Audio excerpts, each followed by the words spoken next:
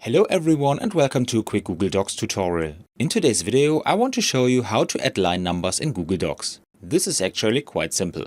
First of all, I open a Google Docs file and we see a lot of text here. If I now want to tell a colleague that there is a mistake on line 11, I want to show the line numbers. How do I do that?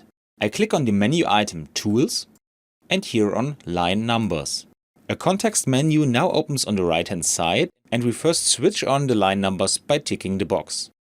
Below this I can now specify whether the line numbers should be continued throughout the entire document or whether they should restart on every page or with every section. If I have different sections, this setting is also useful, with which I can specify whether the line numbers should be inserted for the entire document or just the current section. In our case, the settings are fine and we can now see exactly that the mistake occurs in line 11. And that's all you need to know. I hope you enjoyed the video and I will see you again in the next tutorial. Until then, your tutorial guy. Bye.